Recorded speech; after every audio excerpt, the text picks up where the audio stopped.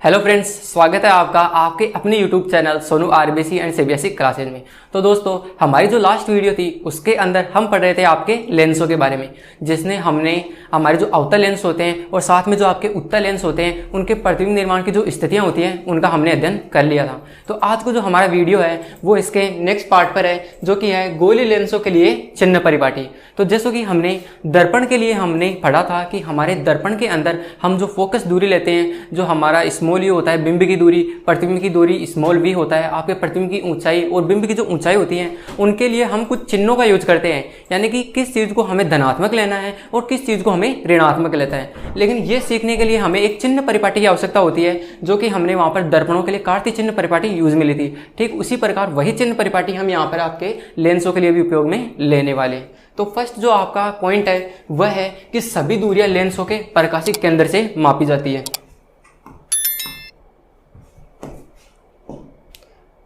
तो जैसे कि आपने हमारे दर्पण के अंदर हमने पढ़ा था कि हमारा जो दर्पण होता है उसके अंदर हम जो सभी दूरियां हैं वह हम लेते हैं हमारे ध्रुव से, ध्रुव P से। लेकिन इसके अलावा हमारा जो एक लेंस होता है, लेंसों के अंदर हम जो दूरियां लेते हैं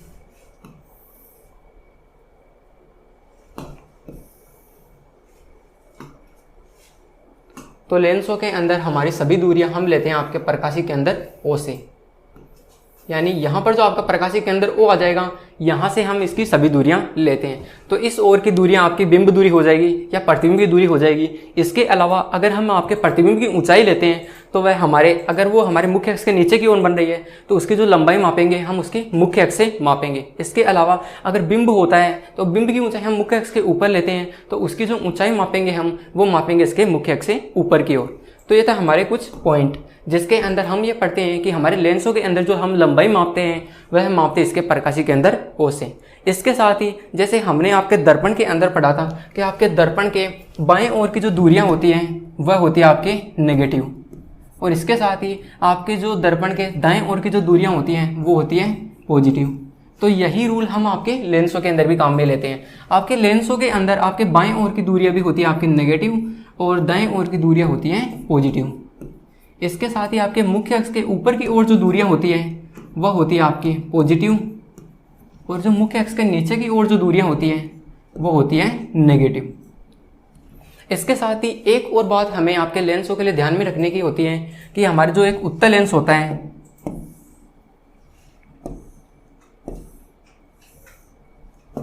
उत्तल लेंस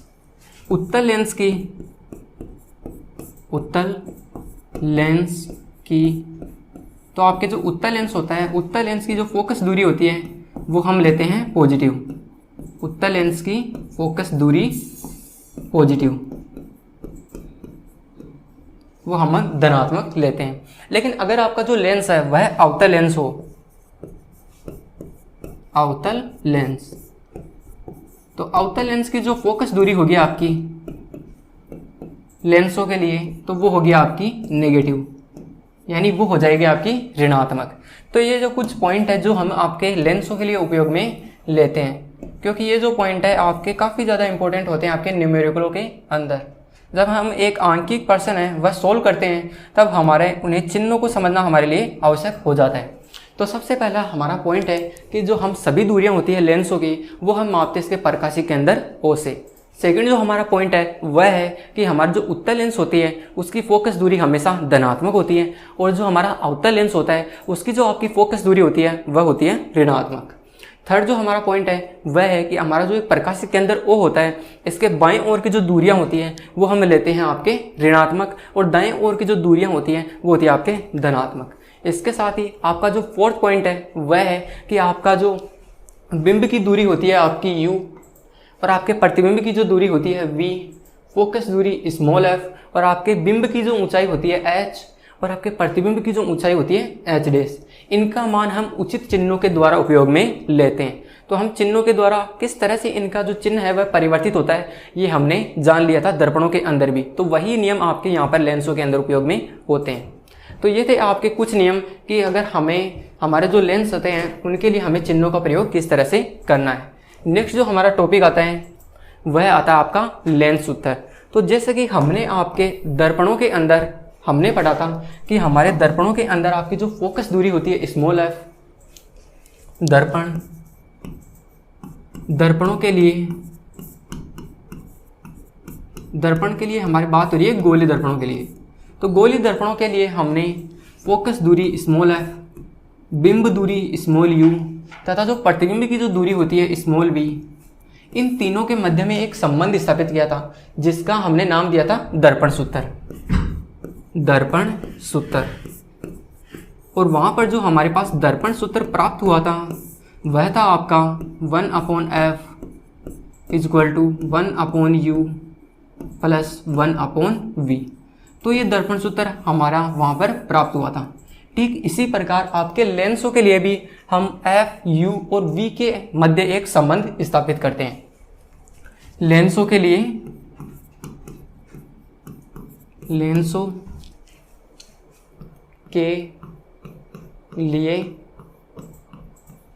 स्मॉल f यानी फोकस दूरी, बिंब दूरी स्मॉल u और प्रतिबिंब दूरी स्मॉल v के मध्य में संबंध, तो इनके मध्य जो संबंध स्थापित होता है उसका हम नाम देते हैं लेंस सूत्र। तो जिस प्रकार हमने दर्पणों के लिए नाम दिया था दर्पण सूत्र, ठीक इसी प्रकार हम जो लेंसों के लिए इन तीनों के मध्य जो संबंध लिखते हैं वो होता है आपका लेंस सूत्र।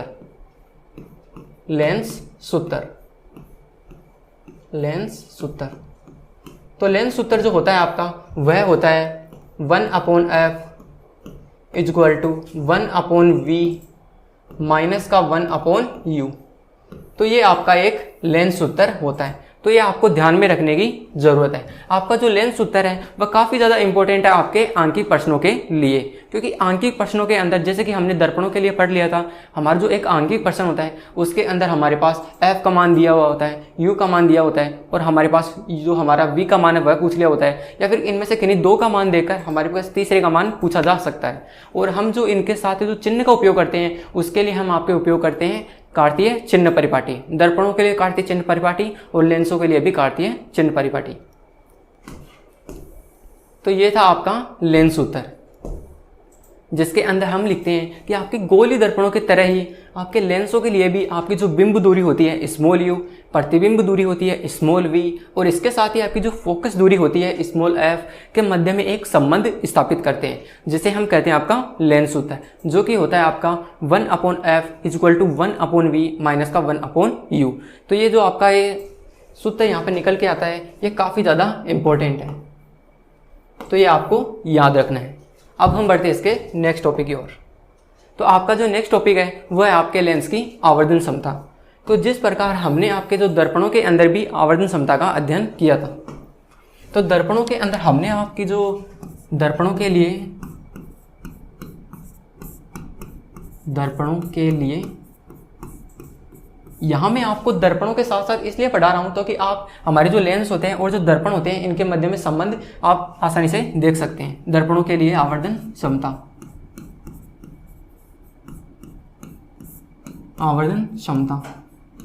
तो वहाँ पर हमने जो आवर्धन क्षमता का जो सूत्र लिखा था वो लिखा था हमने m इक्वल टू h/h, जहाँ h' होता था हमारा प्रतिबिंब की ऊंचाई और h यहाँ पर होता था हमारा बिंब की ऊंचाई।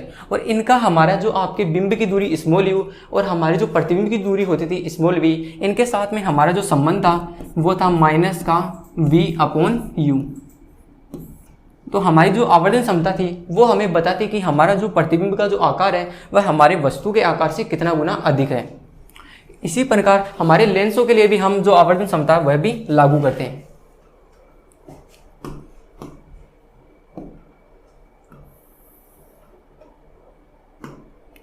इधर हम लिख लेते हैं आपके लेंसों के लिए आवर्धन क्षमता।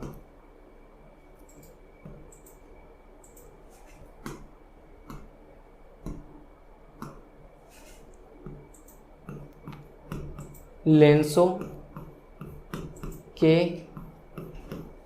लिए आवर्धन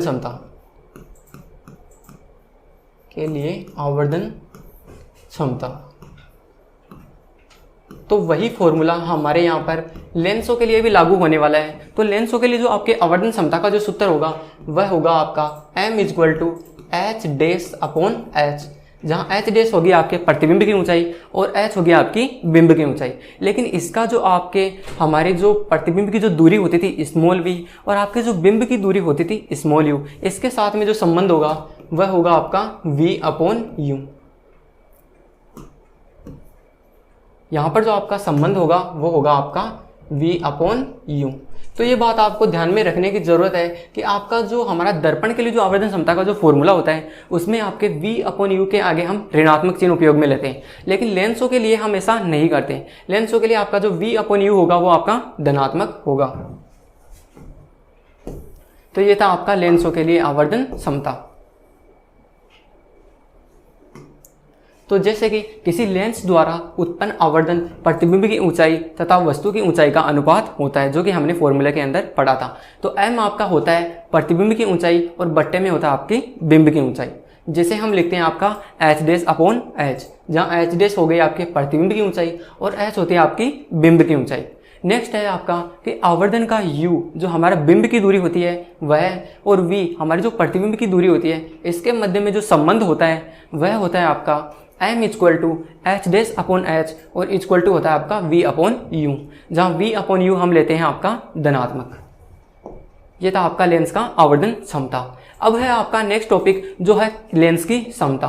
तो ये आपको अंतर ध्यान में रखना है कि लेंस की आवर्धन क्षमता अलग होती है और लेंस की क्षमता अलग होती है। तो सबसे पहले कोशिश करते हैं समझने की कि हमारी जो लेंस की क्षमता होती है वह क्या होती है। लेंस की क्षमता,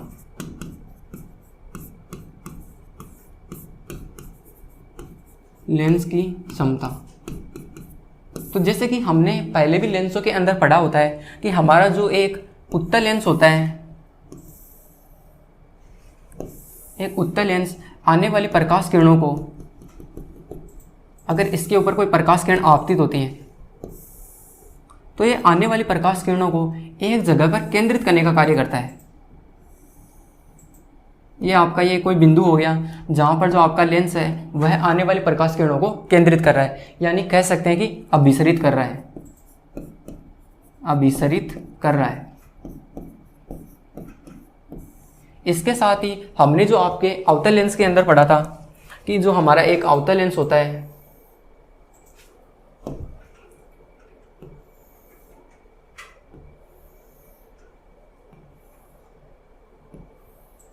जैसे कि ये यहाँ पर हमारे पास एक अवतल लेंस है। तो जैसे कि अगर कोई अवतल लेंस होता है वह आने वाली प्रकाश किरणों को, जैसे कि यहाँ पर कोई प्रकाश किरण आपतित होती है तो हमारा जो अवतल लेंस होता है वह आने वाली प्रकाश किरणों को फैलाने का कार्य करता है, फैलाने का कार्य करता है, या फिर हम कह सकते हैं कि अपसरित करने का कार्य करता है, अपसरित करने का कार्य करता है। तो हमारी जो लेंस की क्षमता होती है वह क्या होती है। तो एक लेंस की क्षमता होती है किसी भी लेंस द्वारा आने वाली प्रकाश किरणों को अभिसरित या फिर अपसरित करने की जो क्षमता होती है वह कहलाती है हमारे लेंस की क्षमता। अभिसरित या अपसरित करने की क्षमता को हम हमारे लेंस की क्षमता कहते हैं। तो लेंस की जो क्षमता होती है वह मापी जाती है, जैसे कि हमारी जो आने वाली प्रकाश किरण होती है वह जो हमारा उत्तल लेंस होगा उसे कितने कोण पर अभिसरित करेगा। ठीक इसी प्रकार आपका जो अवतल लेंस होगा वह आने वाली प्रकाश किरणों को कितने डिग्री के कोण पर हमारा अपसरित करेगा। तो ये मापी जाती है, आपकी कहलाती है लेंस की क्षमता। तो हमारी जो लेंस की जो क्षमता होती है उसे हम दर्शाते हैं P के द्वारा, इसे हम दर्शाते हैं कैपिटल P के द्वारा। आपका जो कैपिटल P होता है या फिर जो आपके लेंस की जो क्षमता होती है उसका हमारा फोकस दूरी के साथ सीधा संबंध होता है, जो कि होता है 1/f। यानी हम कह सकते हैं कि आपकी जो लेंस की क्षमता होती है वह हमारी जो फोकस दूरी होती है लेंस की उसका व्युत्क्रम होता है। तो यहाँ पर जो आपकी फोकस दूरी मापी जाती है वो मापी जाती है आपके मीटर के अंदर, मीटर में। ये बात आपको याद रखने की ज़रूरत है कि अगर हमारे पास क्वेश्चन के अंदर हमारी जो फोकस दूरी अगर हमारे पास सेंटीमीटर में दी हुई तो हमें हमसे मीटर के अंदर बदलना है अगर हमारे लेंस की क्षमता ज्ञात करनी है। तो ये बात आपको ध्यान में रखने की ज़रूरत है। इसके साथ ही आपकी जो लेंस की एक क्षमता होती है उसका जो मात्रक होता है लेंस की समता का मात्रक। तो आपके लेंस की समता का जो मात्रक होता है वह होता है आपका डायोप्टर। डाईऑप्टर यानी हमारी जो लेंस की समता होती है उसे डायोप्टर के अंदर मापा जाता है। तो उम्मीद है कि आपने लेंस की समता को आसानी से समझ लिया होगा। एक बार फिर से इसे समझने का प्रयास करते हैं। आपकी लेंस की क्षमता क्या होती है? तो किसी लेंस द्वारा आने वाली प्रकाश किरणों को अभिसारित या अपसरित करने की जो क्षमता होती है वह हमारे लेंस की क्षमता कहलाती है। इसे हम कैपिटल P के द्वारा दर्शाते हैं। अभिसारित का मतलब होता है आने वाली प्रकाश किरणों को मिलाने का कार्य या फिर एक जगह केंद्रित करने का कार्य, और अपसारित होता है कि आपके आने वाली प्रकाश किरणों को फैलाने का जो क्षमता होती है वो आपके लेंस की क्षमता कहलाती है। नेक्स्ट है कि किसी लेंस की जो हमारी क्षमता होती है वह हमारे फोकस दूरी पर निर्भर करती है। और किस तरह से निर्भर करती है? मैंने आपको बताया था कि हमारा जो P होता है वह हमारी फोकस दूरी का व्युत्क्रम होता है, जहाँ पर जो हमारी फोकस दूरी होती है वो हम मापते हैं आपके मीटर के अंदर। और हमारी जो लेंस की क्षमता का जो मात्रक होता है वह होता है आपका डायोप्टर। अब यहाँ से एक छोटा सा क्वेश्चन बनता है जो कि है आपका कि एक डायोप्टर क्या होता है। तो इसे समझने का प्रयास करते हैं कि आपका एक डायोप्टर क्या होता है। तो जैसे कि हमने आपके लेंस की क्षमता का सूत्र पढ़ा था कि P इक्वल टू होता है 1/f, जहां पर आपका जो लेंस की क्षमता होती है वह मापी जाती है आपका डायोप्टर के अंदर, जिसे हम कैपिटल D के द्वारा दर्शा सकते हैं। तो यहाँ से हमें पूछा गया है कि एक डायोप्टर क्या होगा। तो अगर हमें P का मान 1 निकालना है तो हमारे पास ऊपर आपका अंश के अंदर 1 है, तो हमें हर के अंदर भी 1 लाना पड़ेगा।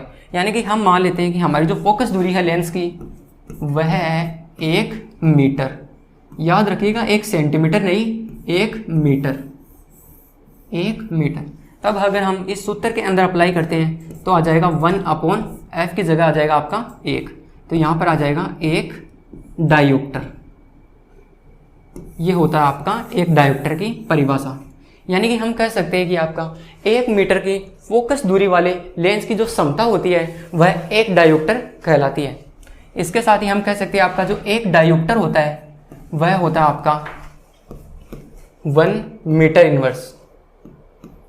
1 मीटर इनवर्स, क्योंकि आपका जो P होता है उसका मान हमारे पास प्राप्त होता है 1, और जो कि हम मापते हैं आपके डायोप्टर के अंदर। इसके साथ ही हमारी जो फोकस दूरी होती है वो हम लेते हैं 1 मीटर के अंदर। तो आपका जो 1 मीटर होगा वह ऊपर जाने के बाद में मीटर इनवर्स हो जाएगा, यानी मीटर की घात लग जाएगी -1। तो आपका जो एक डायोप्टर होता है वह 1 मीटर इनवर्स के बराबर होता है। तो यह है आपका एक डायोप्टर। कि यदि किसी लेंस की फोकस दूरी 1 मीटर हो तो उस लेंस की जो क्षमता होगी वह एक डायोप्टर कहलाती है। आपका जो एक डायोप्टर होता है वह होता है आपका 1 मीटर इनवर्स के बराबर, या फिर कह सकते हैं आपके मीटर की -1 घात के बराबर। जो हमारी उत्तल लेंस होती है उसकी जो आपकी क्षमता होती है, उत्तल लेंस की क्षमता, वो होती है आपकी धनात्मक। धनात्मक क्यों होती है? क्योंकि आपकी जो उत्तल लेंस की जो फोकस दूरी होती है वह भी धनात्मक होती है। और इसके साथ ही आपके जो अवतल लेंस की जो क्षमता होती है वह होती है आपकी ऋणात्मक। ऋणात्मक क्यों होती है? क्योंकि आपका जो उत्तल लेंस होता है उसकी जो फोकस दूरी होती है वो भी हम ऋणात्मक लेते हैं। तो ये था आपका लेंस की डायोप्टर और एक डायोप्टर की परिभाषा। अब हम बढ़ते हैं इसके नेक्स्ट टॉपिक की ओर, जो कि है कि लेंसों की क्षमता का संयोजन। तो हमारे दैनिक जीवन में कुछ प्रकाशिक यंत्र है वह काम में लेते हैं। जैसे कि हम कोई सूक्ष्मदर्शी लेते हैं या फिर कोई दूरदर्शी लेते हैं, प्रकाशिक यंत्र। तो कुछ प्रकाशिक यंत्र ऐसे भी होते हैं जिनके अंदर हम एक जो हमारे लेंस का उपयोग न करके एक से अधिक लेंसों का उपयोग करते हैं। तो ऐसे में अगर हमने तो पढ़ा है आपके जो लेंस की क्षमता, जो कि हमने एक लेंस के लिए पढ़ी है, लेकिन अगर हमारे पास कोई ऐसा प्रकाशिक यंत्र आ गया जिसके अंदर आपके जो लेंस होते हैं वह एक ना होकर एक से अधिक संख्या के अंदर हो, और जैसे मान लेते हैं कि हमारे इस लेंस की जो क्षमता है वो होते हैं आपके P1 मान लेते हैं, और ये जो आपका सेकंड लेंस है इसकी क्षमता है आपकी P2, और इस लेंस की क्षमता है आपकी P3, और इस लेंस की क्षमता है आपकी P4। ये तो जैसे मान लेते हैं कि इस प्रकाशिक यंत्र के अंदर आपके 4 लेंस हैं जिनकी क्षमता ये है। लेकिन अगर मान लेते हैं कि आपके प्रकाशिक जो आपका यंत्र है उसके अंदर आपके जरूरी नहीं है कि आपके इतने ही लेंस हो, कितने भी लेंस हो सकते हैं। तब ऐसी स्थिति में हमारे जो लेंसों का जो कुल हमारी जो समता निकालेंगे वो निकालेंगे हम इन सभी लेंसों की समताओं का बीजगणितीय योग करके। यानी कि हमारी जो कुल समता होगी एक लेंस के लिए वो होगी आपकी P = P1 plus P2 plus P3 plus dash dash dash dash, यानी यहाँ पे कितने भी लेंस हो सकते हैं तो उतने जो हमारे लेंस हो गए उन सभी की समताओं का योग हमारे पास आ जाएगा। तो ये है आपके लेंस की समताओं का संयोजन।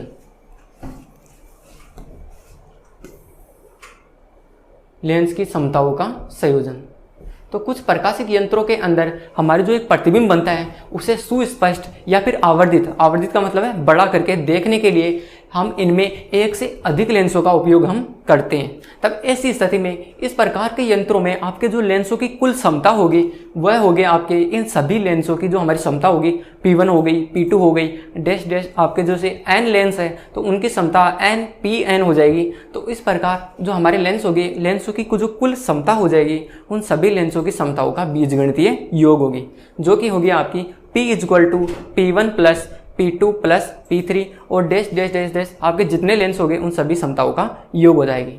तो ये थे आज के कुछ टॉपिक जिसके अंदर हमने पढ़ा था आपके जो हमारे लेंस होते हैं उनके जो आवर्धन क्षमता क्या होती है, लेंस का जो सूत्र होता है वह क्या होती है, लेंस की क्षमता होती है, एक डायोप्टर होता है वह क्या होता है, और लेंस की क्षमताओं का जो संयोजन होता है वह किस तरह से होता है। तो आज की वीडियो में इतना ही। मिलते हैं आपसे जल्दी नेक्स्ट क्लासेज में जिसमें हम चर्चा करेंगे आपके जो हमारे लेंस होते हैं, लेंस सूत्र पर संबंधित आपके जो आंकिक प्रश्न होंगे उनके बारे में हम चर्चा करेंगे। तो आज की वीडियो में इतना ही। Thank you.